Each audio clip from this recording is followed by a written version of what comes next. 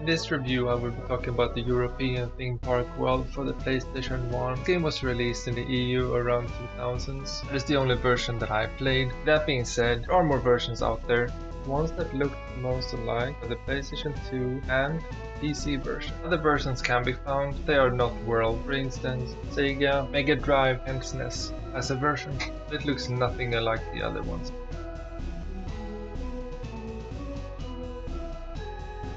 I played a lot of this game when I was a kid, and I remember finding it really fun and charming, especially with its cute animations, and honestly, I still feel the same way today. Seeing all the bobbing and squishing the models when I first played it 15 years ago.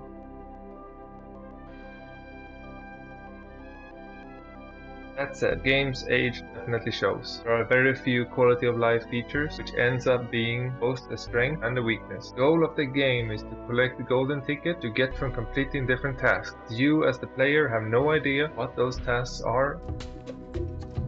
Nicely done. You've stayed in business long enough to reach your goal. You win a gold First, Happy New Year! Till you complete them. Some of them are really easy ones. For instance, keep your park open for a certain amount of time or attract X amount of visitors. None of the challenges feels especially hard. Just no checklist you can follow to collect. As I said, the quality of life in the game is not a bad thing, and I am seeing it from the lens of today's gaming, where every single piece of information would have been found somewhere or told to the player.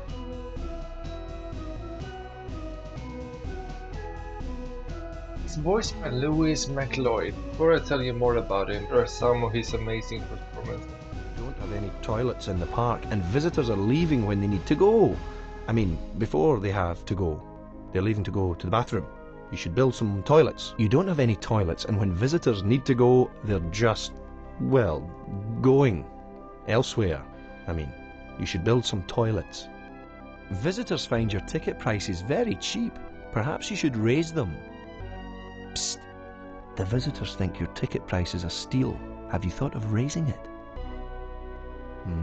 Visitors are grumbling about your high ticket price. You might consider lowering the cost. This little guy is your guide to know what your visitors think and want in the park. It pops up from time to time to tell you certain things, everything from ticket prices are too low or too high, buildings are about to blow up. He's a really good help, because you can quickly understand what is happening in the park without having to read. Sometimes what he says is not super clear. I have a hard time understanding when he talks about drinks or food, for instance. He will say some visitors are unhappy with your food or drinks. I have no real indicator what shop he's talking about, if it's all of them or just one. And if it's prices for extra things you can add. For instance, in the drink shop, you can add ice. You can go from 0 to 100% ice, and this will affect the price and taste, I guess, on the drink. So just saying they're unhappy does not help me in this regard. Although not all his lines / help are hard to understand. Not that it's bad, just feel a bit clunky from time to time. Like I mentioned before, the voice actor is really good and the creature looks cute. I can't hate it, I just wish the advice was a bit more defined.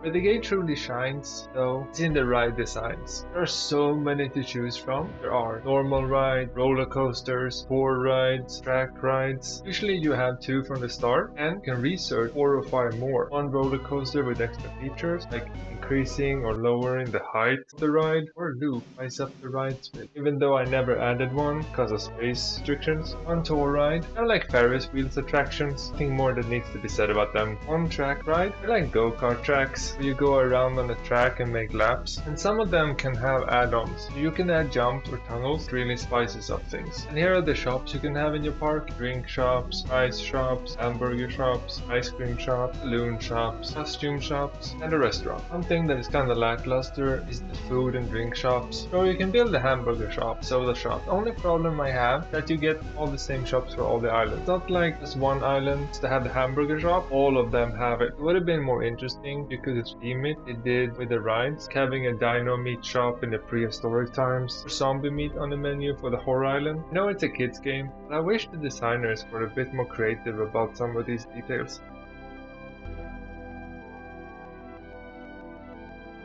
The park will not be complete without staff. Staff will be the most important thing in your park, or at least some of them will. The park will not be open for long unless you have some key members. These are the type of staff you can hire: guards, mechanics, cleaners, researchers, and entertainers. Guards. They will keep your park free from misbehaving visitors. Not every part of your park needs a security guard. You can complement the guard with security guard. Mechanics. They are one of the most important members that you will have in the park. If a ride breaks down and you don't have any mechanics, you have lost that ride. The ride will not come back. Luckily, when something breaks down, there are a few minutes before it explodes, so you will get a message from the advisor telling you something is breaking down. You better repair it before it explodes. Cleaners. They will make sure your park is spot free from trash or puke. Without cleaners, your park would look like a dump and your visitor would not want to enter or be around your park. Same thing with the guards. You can complement the cleaners with trash cans, so not every centimeter needs a cleaner. Researchers. They're only important for the first few years. Once you have researched everything, they're not needed anymore. You can drop down 2 or 3 of them just to research everything faster. In my playthrough, I had 2. I thought it went pretty fast. It also depends on your income situation. You can always add or remove a researcher if needed. Entertainers. They are the most useless staff you can have. I tried having 1 or 2 at least, just to see if I could help the visitors have a better time. Spoilers did not help. This is one of the times you can see the age of the game. I had them go on strike every other day, and having them on or off strike doesn't change anything, at least not what I could see. I can give them one thing: if you have long queues, they are there to entertain people in the ride lines, so maybe that's why the entertainers are going on strike. They had nothing to do, but in that case, don't waste your money on the payroll for them. La la la, feature. There's one super cool feature in the game that I really appreciate, and that is that if you pay 4 tickets, you will unlock the visitor camera so you can become part of the crowd. You can go on all the rides, roller coaster rides, track rides, tour rides, and really immerse yourself and see what your visitors are experiencing. It's a good way to see how well or poorly you have built your park. Music. Some of the musical tracks in this game are really good. You have been hearing the prehistorical soundtrack in the background. There are some other soundtracks.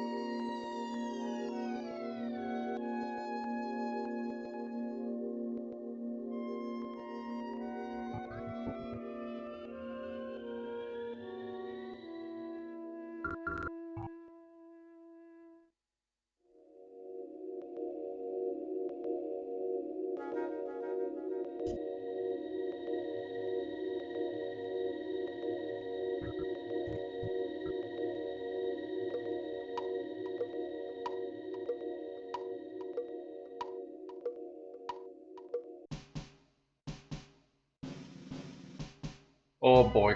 This is a big one. I know that the PlayStation 1 is not the strongest console out there, but whenever I'm 1 hour into the building of my park, I get major lag, and it's not stuttering, the game just slows down. I've been trying to negate some of the lag, but my parks usually end up the same. I don't know if the performance issues is that there are too many visitors in the park, or I have too much stuff in the park. Or maybe it's both. Because the lag usually happens when I have 300 or 400 visitors, and it only gets worse the more visitors that come. But one thing is clear, every time I take the camera to a place without visitors or models, it gets smoother. It's like getting out of a thick fog. I don't want to say the game becomes unplayable. The D-pad is already wonky without the lag, but with it, let's just say it doesn't make it better. So, overall though, I had a really fun time revisiting this game, and if you get the chance to play any of the versions out there, I recommend taking a few hours of your day and relaxing the music and opening your park. Don't get mad at the advisor, he's just there to help you. With all that being said, have a good evening, night, morning, or wherever you are.